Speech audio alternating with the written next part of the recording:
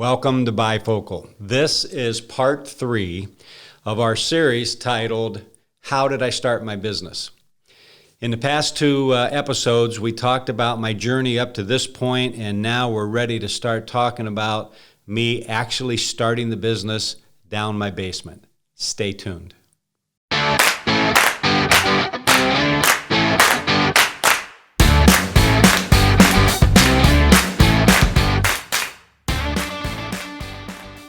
Welcome back.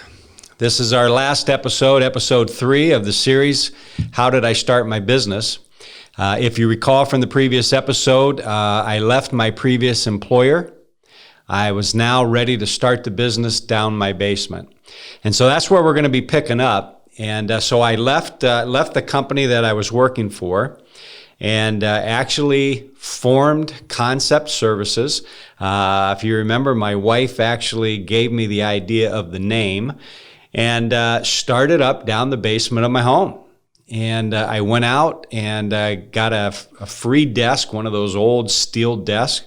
I went up to Home Depot and got a piece of remnant carpet and started up down the basement of my home. It was an unfinished basement, and I sat a carpet and I got an old desk and bought a PC. I did buy a new PC and had a PC and a printer. I had a phone line brought in and a fax line brought into my house, and I set up shop and went into business. And so I remember, the first thing that was on my mind was I got to get a customer. And so I started making cold calls, the very thing that was not the most fun thing for me to do, but it was the very thing that I had to do. And so I started calling companies. Some of them were very cold. Some of them were companies I knew, trying to introduce them to what we did. And I remember the very first day, Monday morning of the very first day I started the company, I actually had an appointment scheduled that I had scheduled a week earlier prior to me officially starting the business. And I had an appointment lined up for 8 a.m. Monday morning, and I was excited. This is my first appointment under Concept Services. And so I remember I got up early, drove up. The appointment was about 45 minutes away, and went in, had the appointment, came out of the appointment, and I did not think it went very well at all. I just didn't think I was prepared, believe it or not. I got home, I walked into the house, Val was there in the kitchen, and she said, "Well, how'd it go?" And I said, it didn't go well. I said, I got a lot to do here in trying to determine how I'm going to position Concept. And so I remember going down the basement at my desk and just started outlining, hey, what are the real features, benefits of this service, and how am I going to position that, and what does a sales call need to look like moving forward? And then got back on the phone and started calling. Well, sure enough, through a little bit of time, not a lot, probably within a week or two, a couple weeks, I had my first customer. And it went pretty much as planned. I went out, got the customer. We identified everything that we were going to do. I ended up taking that project then back into Doug's company and contracted the calling back to them. And it actually went pretty well. And I would stop in there a couple times every week, meet with the team, see how things are going, try to see what the results were, met with the client, and it didn't go too bad. And then I got another customer, and we did the same thing. And I remember invoicing these customers, and I'd get a check back, but then I got an invoice from Doug from his service to me, and by the time I paid Doug, there really wasn't a lot of money there for me. And so I told Val, I said, hey, I don't know how long I can continue contracting this, although it's working. I'm just not making any money. And so her and I decided the next project that came in, her and I would make the calls. And once again, Val was, she was a trooper. She was right there. And so sure enough, the next project came in. Her and I decided we would make the calls and we'll keep the money inside the company. And so she went around the corner from me where we had a desk that the kids kind of played at, and she made calls, and I stayed at my desk and I made calls, and it didn't go real well. And I'm not sure the customer stayed with us real long, to be honest with you. So finally, I kind of got to the point. I had been at this now for almost 3 months and had several projects, and it just became evident to me that I needed somebody to make these calls. And so we had decided that I was going to hire somebody. That decision was probably the biggest decision relative to the size of company. We're probably the biggest decision I've made in the history of Concept. And the reason I say that is because to make that decision to go out and hire somebody, there were a lot of other things that are gonna come from that. For me to hire somebody, it meant I had to get an office. I couldn't hire somebody and have them work down my basement. So now this decision to hire somebody was I had to make a commitment that I think I can keep somebody busy. For them to leave a job and come work for me, I better be pretty confident that I can keep them busy. 2 is not only can I keep them busy, but can I afford to pay them? Then it also meant I had to get this office. So now I had to have enough money coming in to pay an office. And what would I do about insurance? And then what about all the other furniture and stuff? So it was a pretty big move for me. So I remember first thing I did was went out and started looking at office space. And I needed office space that was big enough to hold 3 BDRs. And if you remember from a previous episode, I needed 3 BDRs. 3 BDRs, if you remember what my goal was I wanted to be able to make the same amount of money I made when I worked for somebody. Well, in order to do that, I needed 3 BDRs. So when I went out to look for space, I looked for space, even though I didn't have any BDRs at this time. I was looking for space that could accommodate 3 BDRs. And sure enough, I found this space right in the almost dead square in the middle of Wadsworth. And the space couldn't have been any more perfect for me. It was in a nice area. It was minutes from my house. And it was an older space, but the landlord had just refinished everything. All brand new carpet, all the walls were painted. It was clean. It was in a nice area, had a nice parking lot. It was ideal. And I remember talking to him, and I can't remember exactly what the amount the lease was, but I think it was like $450 a month or something, which I wasn't sure where I was going to come up with that. And I remember talking to him and shared with him a little bit about who I was and what the business was and what I would be using the space for. And so as we got down to the terms of the lease, he shared that he wanted a 1-year lease and what the term was. Well, there was no way I could sign a 1-year lease. I was just not comfortable. And so I thought, I'm just going to be honest with him. And so I shared with him, I said, hey, let me just share kind of where I'm at. I'm a startup business. And in 3 months, this space is either going to be too small for me or I'm probably going to be out of business. It's going to be one or the other. Are you willing to rent to somebody like that? And we talked through it. And I remember him saying, hey, I appreciate your candidness. And he said, let me talk to my partners. Let me think about it. I'll get back to you. I said, hey, fair enough. So a couple of days went by. He called and said, hey, we talked about it. The space is yours if you still want it. And I said, I'll take it. Probably the biggest decision that I think I've made in the history of the company. I was not sure where I was going to come up with money. I mean, I had business coming in. I was selling, but now I had to commit to this space. I had to commit to a new employee. And so I ended up negotiating a lease with the landlord. It was month to month. And I was excited. And so even though I had to come up with money on a month-to-month basis, I wasn't tied into a year. So I got that space and had to get my first employee. Interesting story. My first employee was Nancy. Nancy was about 72 years old. Nancy was one of the employees that worked at Doug's company. She was one of the original telemarketers that worked up in Cleveland that I brought down to Akron.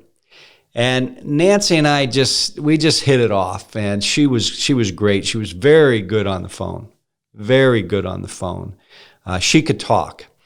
And I think Nancy kind of looked at what I was trying to do and where she was at in her work career, and I think she was sitting back thinking, hey, I'm only going to work for another year. Why don't I go work with Dan and kind of help him start his business? And what a value that was for me. So my first employee was Nancy. So Val and I went out and we bought a desk and a computer and a phone. And keep in mind, I didn't have a phone system, so I had to call the phone company, had to get a phone line, had to get 2 phone lines brought in, one phone for me and one for Nancy, had to get a fax line brought in, had to get internet brought in. I remember going up on a Saturday and getting down in the crawl space of the office that I was leasing. And literally, it was a crawl space full of cobwebs. And I had to run Cat5 cable to 4 desks. So eventually, as I would hire people, I would have a network cable coming up to each of those desks. So I ran all that cable. And Nancy started. And sure enough, I got a new project, and Nancy started calling, and we were in business. And sure enough, it was not long after that, business was going. I went and hired another BDR. So now I had 2 BDRs. And before I knew it, I had 3 BDRs. The office was full. I had an office that was me, and we had 3 desks now in there for 3 BDRs. And business was going. It was good. It was very good. And quick story, I had a prospect that I was working on, and it was a prospect that sold a CRM solution, and I was big into CRM, was a big CRM user. And this customer was a local customer, and they had a proprietary CRM solution, and they were decent size, and they were interested in using me. And so I talked with them on the phone, and they wanted to come in to see our facility. Well, I was excited because even though it was small, it was very, very, very small. But I had 3 people in there, plus myself, and the 3 people I had, they were good. They were good on the phone. And so they agreed to come in. Well, the day before they were scheduled to come in, one of our employees quit. So now I had 2 BDRs and an empty desk, and I did not want to have that empty desk when the prospect came in.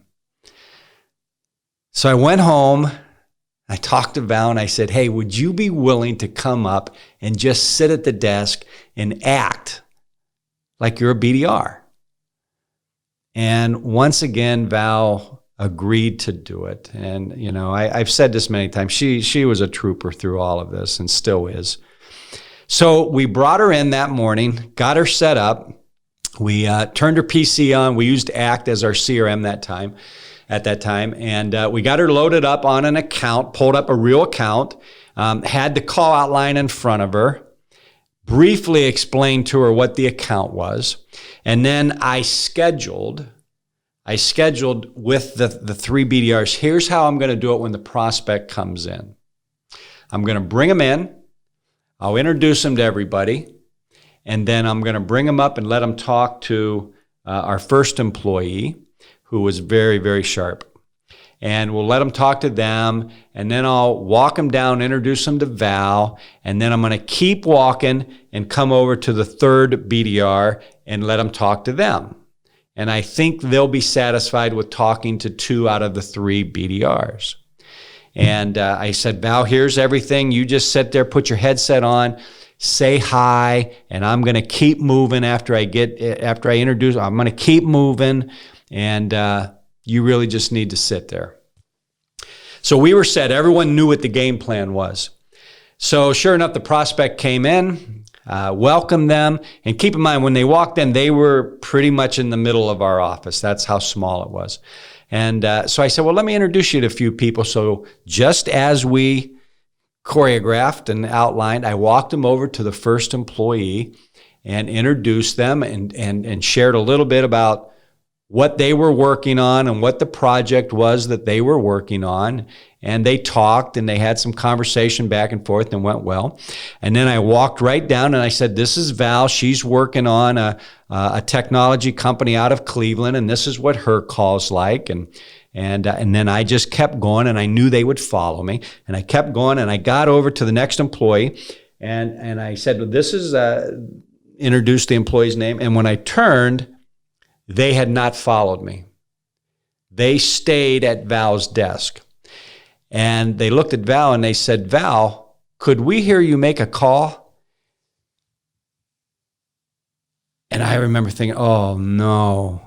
And I remember looking at the other 2 employees, and our mouths just dropped. And I thought, oh gosh, Val's going to kill me tonight when we get home. And I thought, I don't know what she's going to do here. And sure enough, she said, sure. And I'm thinking, sure? What are you going to do? So she tightened up her headset a little bit, and she dialed a number. And I'm thinking, oh my gosh, I have no idea where this is going to go. And she got a voicemail, and she left this real brief voicemail. And that was about as far as it went. And I said, well, let me let you talk over here to the next person. And they eventually moved on. And to make a long story short, we did not get the prospect, not due to Val. It was due to some other things. But after they left, the 3 of us, we laughed so hard. And I'll never forget the story, because as a young entrepreneur, it was like, man, I got to do what I got to do to get business. And so that's a story that we still laugh about today. And once again, Val was a trooper. So we, sure enough, what happened was I outgrew the space. So what I shared with that landlord, that, hey, in 3 months, I'm either going to be out of business or your space is too small, that's exactly what happened. I think I moved into that space in end of April or so, May, right around there. I think I was in my basement for a couple of months. And then I believe in August or so, we moved out of there and we moved into a bigger space. And I did sign a 1-year lease. And this space, if I remember, it had 3 offices, and I think it housed 10 or 11 BDRs and big kitchen. I mean, it was awesome. And so we moved into a bigger space. And it was just about that time, everything in the business was clicking. I had business coming in. I was out selling. I was extremely busy. I was managing the projects. I was selling the projects. I was managing all the IT stuff. And we were just getting to a point where Val and I were starting to draw an income from the company. And keep in mind, prior to that, to bring on one employee, when I hired an employee, here's what we had to do. I had to go buy a desk. I had to go buy a chair. I had to buy a PC, a monitor.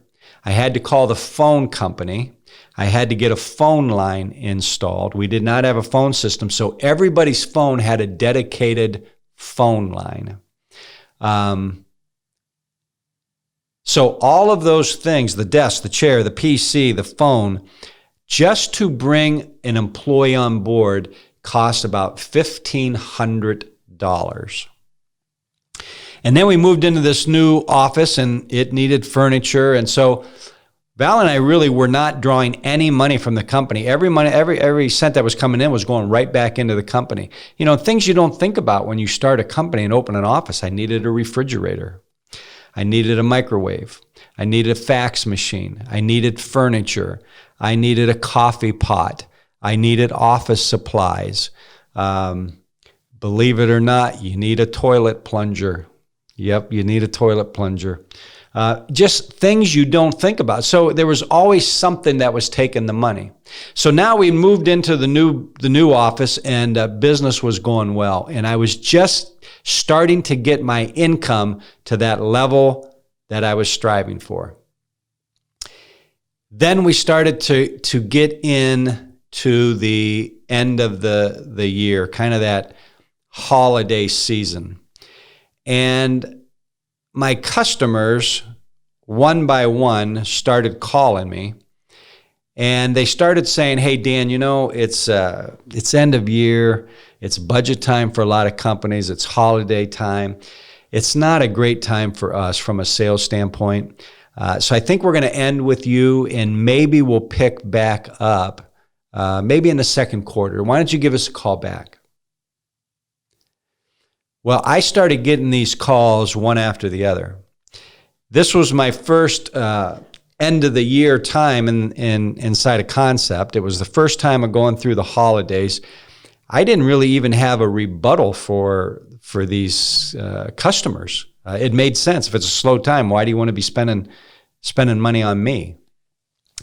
And so I remember one after the other, I was losing business. Finally, we got to in December and right around Christmas time, and we had lost a lot of business. And Val came to me, and she said, "Dan," she said, "we don't have any more money in the company." And she said, "We have enough money to pay the employees one more paycheck, and there's no more money for you and I. So as of today, there's no more money for you and I to draw from the company." And I remember thinking, you know, the whole company just seems to have fallen away. It seemed like it was going so well, and then all of a sudden it was gone. And I remember saying to her, you know, give me a day or so to kind of get my arms around this, and then I'll let the employees know. And I remember we just sat there, and I remember we cried. We just cried. So I went back to work, and it was probably about 2 days later. I went out to get the mail, and there was this big brown envelope in the mail, and there was nothing special about it other than I wasn't used to seeing envelopes like that. And I brought it back in the office, opened it up, and here it was, a signed contract from a company that I had talked with, I don't know, maybe 4 to 6 weeks earlier. And they signed a contract. They wanted to work with us. And I knew they were interested, but they never expressed that they were going to move forward with us. And not only did he sign the contract, but he also attached a check to the contract. And the check was for the whole amount of the contract. That had never happened in the whole first year of the company, where somebody paid in advance and then paid the whole contract in advance, let alone maybe just a month. So I remember I immediately picked the phone up and called Val. She was at home working, and I said, "Hey, you're not gonna believe what just happened." And she said, "What?" I said, "We just got a signed contract in the mail." And she said, "Well, Dan, I told you there's no more money. We can't work with them." And I said, "Yeah, but there's one more thing." And she said, "What do you mean?" I said, "There's a check." She said, "What do you mean there's a check?" I said, they attached a check for the whole amount." And she said, "Well, how much is the check?" And I told her, and she said, "Hold on a minute." So she walked away. She came back and she said, "How much is that check?" And I told her, and she said, "Dan, you're not going to believe this, but that amount is almost to the penny of the amount of money we need to keep the company going." And so at that moment, we made a decision to keep the company going. That event for Val and I kind of set the stage for Concept Services moving forward. When I look back from even when I originally was going to start the company, as I shared in part 1, episode 1, all the way to this event, there were so many things that happened that I'm not sure I understood at the time. But when I look back, I originally sent out 13 letters to companies, and only one responded. And the one that responded was the owner of a company, Larry, that was a hand and glove fit for what my background was. What's the chances of all the letters that I sent that the one that would respond was the one that was just a hand and glove fit for my background? Secondly, when I go to look for office space, and this landlord just recarpeted his whole office, repainted his whole office, and a prospective tenant comes in to look at it, and the tenant says, "Hey, I can't sign a year lease. In 3 months, I'm either going to be out of business or your place is going to be too small. Are you willing to rent to somebody like that?" Why would he say yes? And then when I'm ready to close the business, I get an envelope in the mail with a signed proposal and a check that's for the exact amount of money Val says we need to keep the business going. For me and for Val, it was very clear. Val and I were of the Christian faith. That's what we believe in. And when those things happened to us, it became obvious that there was a bigger plan for Concept than what Dan or Val could even imagine. There were things in store that God had in store for Concept that was beyond what I could even think of. And I think it was God's way of saying to Dan and Val, "Hey, you just keep moving forward. You be obedient to me, and I'll take care of the rest. You just do what you're supposed to do. You trust in me. You be obedient to me, and I'll take care of the rest." And Val and I truly believe that. We decided to move forward with the business, and here we are today in 2020, 18 years later. And I could go on and on about stories like that, but it was quite a journey. And the story even goes on beyond this, but for this series, this is kind of where I'm going to end. And I believe that I'm going to be bringing my partner a little bit later than what I've just described. About 6 months later, my brother came in the business as a partner. And I'm hoping to bring him on to kind of share his story, because that is a whole story in itself as well. So I want to thank you for tuning into this. And if you need to talk more, if you're looking at a business or you're thinking about starting a business and you want to talk to somebody to maybe help you through that, feel free to give me a call.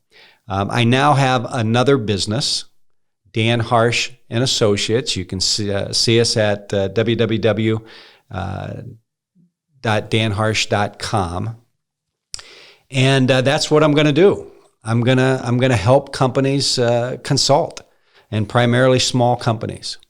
And so if you're in that situation and you just want somebody to maybe to bounce something off of, by all means, feel free to give me a call. Hey, I want to thank you for tuning in to this three-part series. I've enjoyed sharing it.